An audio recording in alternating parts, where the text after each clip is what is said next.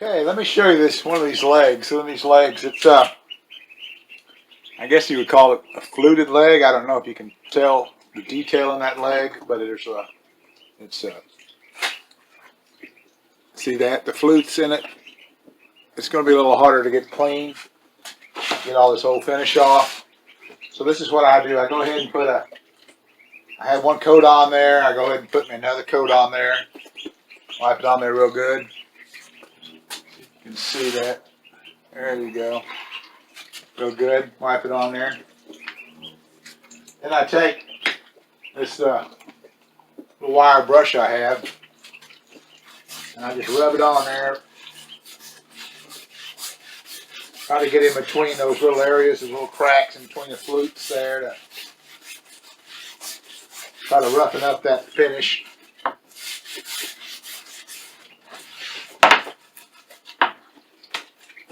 Maybe even a little of this steel wool. It kind of picks it up, also cleans it off, the wood.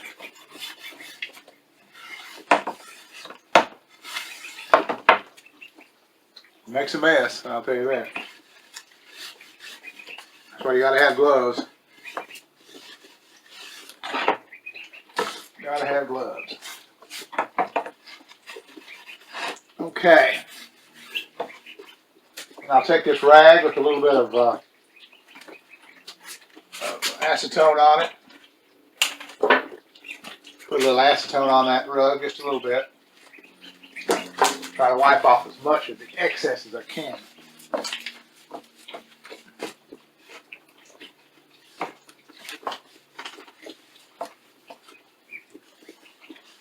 Okay, then, about the best thing after you get to that point is a toothbrush, an old toothbrush. But it'll get down in those cracks, and you just dip it. This is a cup of acetone. Dip it in there to clean it a little bit, and then bring it and rub it in those cracks. Just keep rubbing. Keep dipping it in that acetone, get a little bit on the brush. Keep working those cracks.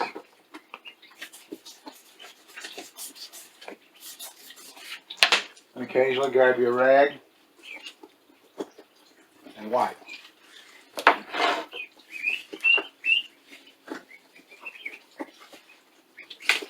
Keep wiping.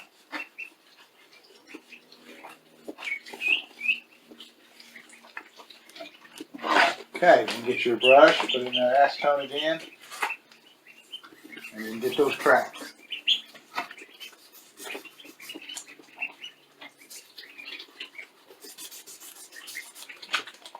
Acetone is a really good solvent. I used to use it. I used to be in the printing business, and we'd get it in 55-gallon drums and use it to clean our printing presses. That ink, clean that ink off the rollers and stuff.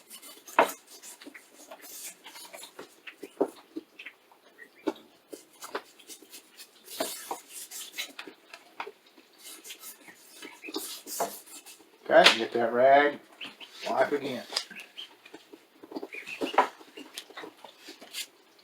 And take some of that rag, put your finger up through it, kind of like that, and then try to hit those put your fingernail in those cracks through that rag, and you just try to clean all that out of there.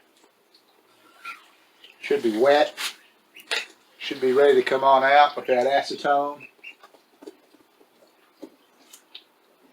Now, the acetone will lift it right off that wood.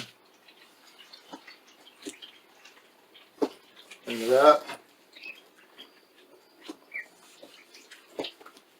I'll probably get a little piece of really a fine sandpaper, fold it, and then just kind of run it through those cracks after this all dries up. See, it didn't take that long, did it?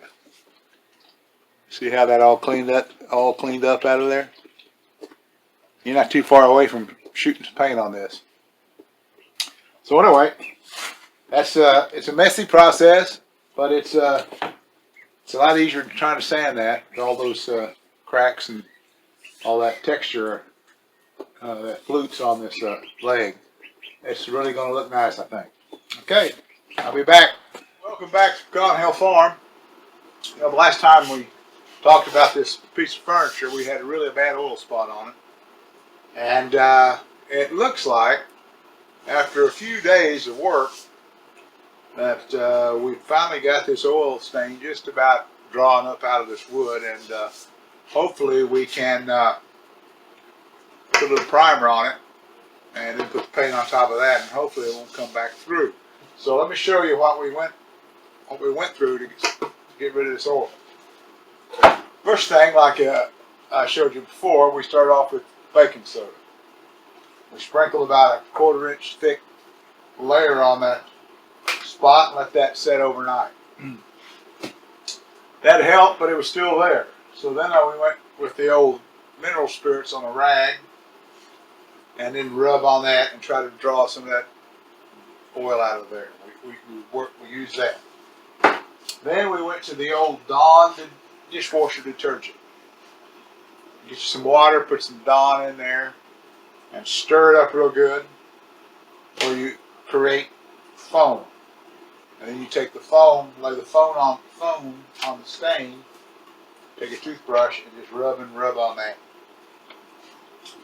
That did pretty good, but after it would dry, I'd come back in the next day morning, and some more oil come to the surface. So we did it all over again. The baking soda, mineral spirits, the Dawn.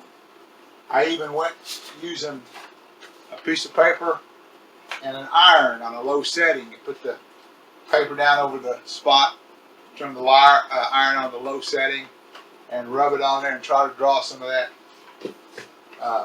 oil out onto the paper.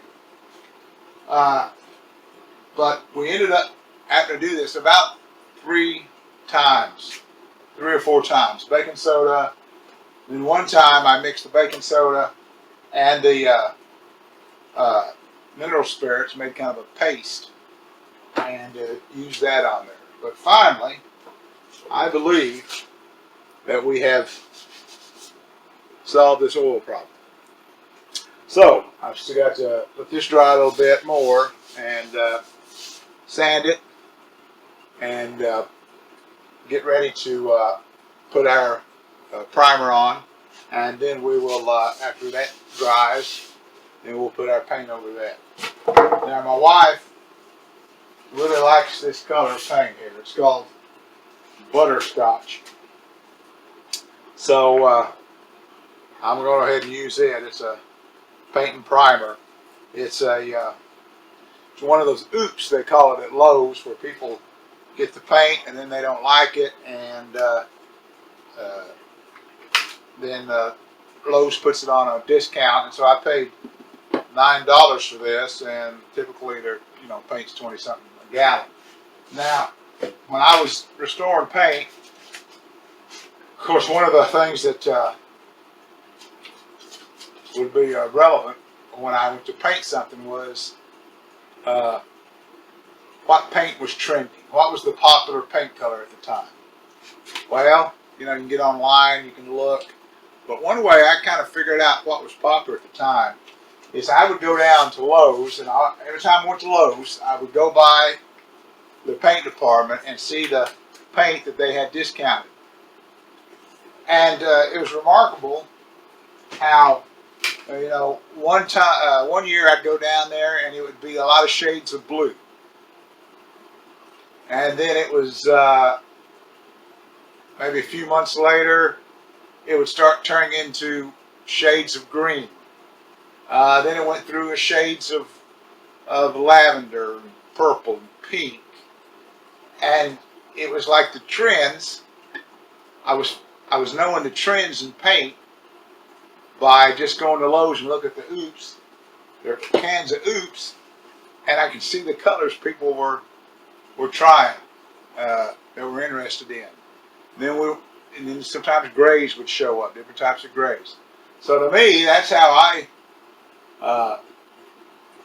figured out what the trends in paint was, and I just go to Lowe's and see what they had on the oops counter, what paint was popular what color was popular at that time.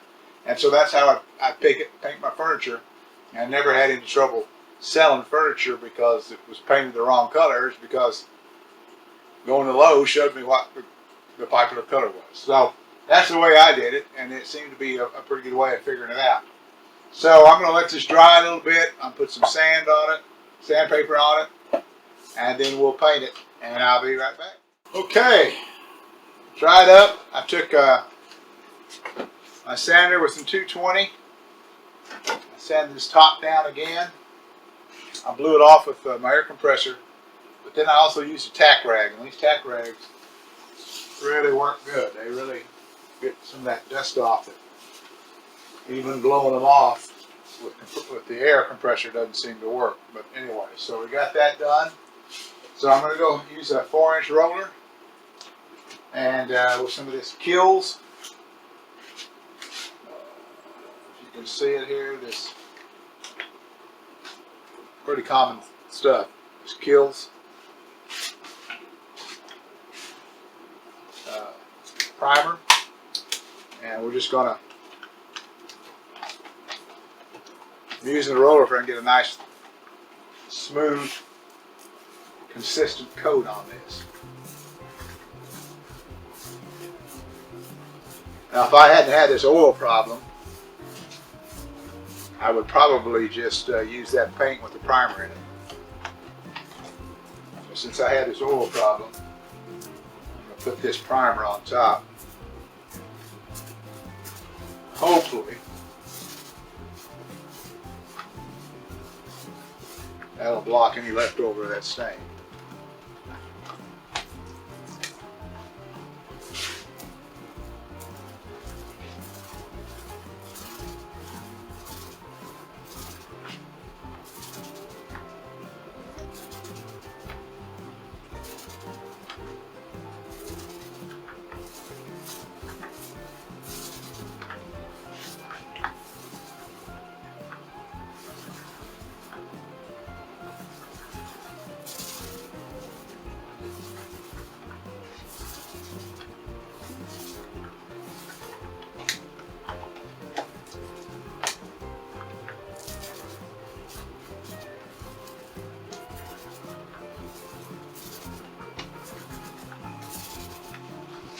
Okay, I'm going to need it on the edges.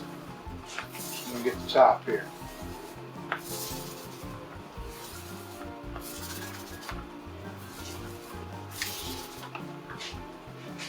Okay. Okay, we've got that primed up. We'll let that dry. May have to put another coat on, we'll see after it dries, but we'll go ahead and let that dry. And then we will put the paint on. Okay, we're back, and there's the top with the primer on it. Now, I must admit, I put 2 coats of a latex primer on there, Kills, and that stain, or where it was stained, come through a little. So I went and got a got this can of oil base that I had, and I used that, and it is really, that's really done the job. It's really covered that stain up. So I put that oil base on there, and then I came along with some 320 sandpaper, some 320 on my sander, and sanded that primer so it's just smooth as glass. So I'm going to wipe it down real good with this tack cloth once again. And I've got some paint here on the roller. I'm going to roll this on.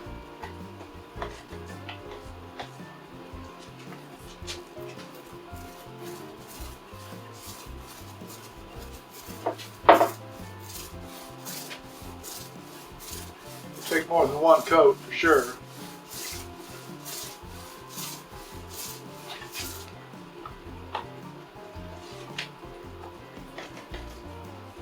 I only put 2 coats on this. at least, maybe 3. This is a semi-gloss. This is a butterscotch color that my wife likes. I redid a chest of drawers for her once and used it. She liked it. So figured I'd just go ahead and use it on this table.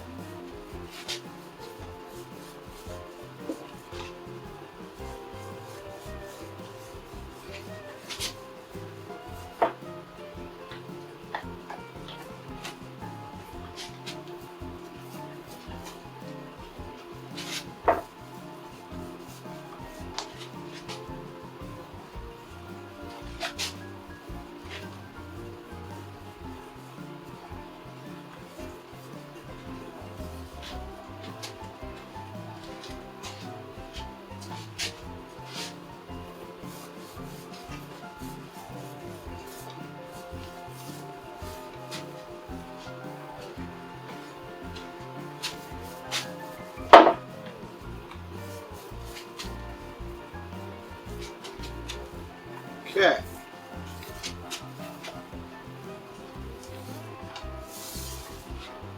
Smooth it out good.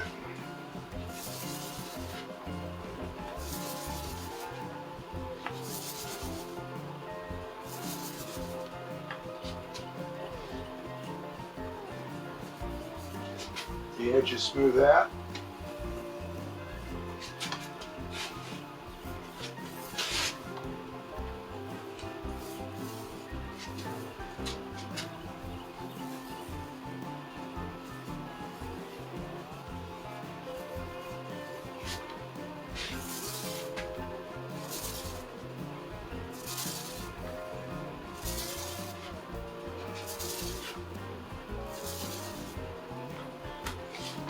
Okay, we'll let that dry. Come back, I'll put another coat on there and we'll get it painted and then we'll start the process of putting it back together. Well, hello everyone. It's finally done. Now it took a little bit longer than I thought and a little bit more work than I thought, but we got it put back together and no more grease spot on the top. That was a lot of work, a lot of time, more than I thought it'd be. It's still drying. I got it all back together and glued, so it's still kind of drying. There's a couple spots here that when I was putting it back together I'm going to have to touch up. But I think it's a success. And this is the kind of thing that you can do if you like painted furniture. You can go to these estate sales, go on the last day, a couple of last hours when they're marking everything down that hasn't sold yet. You'll find some pieces that are maybe like this one was, that there was a little bit something wrong with it. But with a little time, a little effort, and some wood filler and some glue and sandpaper, you can find pretty good deals. Like I said, I think I ended up paying $8 for this. I probably have $1 or $2 maybe in sandpaper and paint and wood filler, and few maybe altogether 3 or 4 hours maybe of work. You know, it's hard to say because you would I'd have to put the baking soda on it and let it sit overnight and come back out. And so anyway, so actual work time maybe 2 or 3 hours. But so it's a fun thing to do. It's kind of a neat hobby. You can sell them.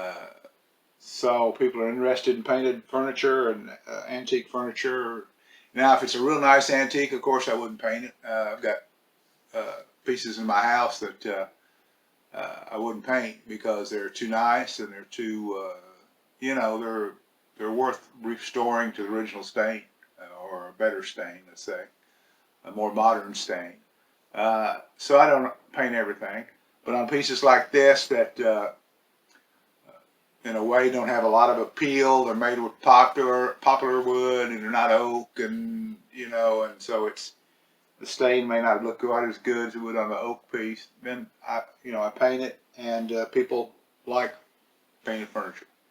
So anyway, so we'll be looking for more pieces to restore here on the Pecan Hill Farms. We appreciate you watching this videos, and we thank you for doing that. We'd like you to subscribe if you'd please, so we can continue to build our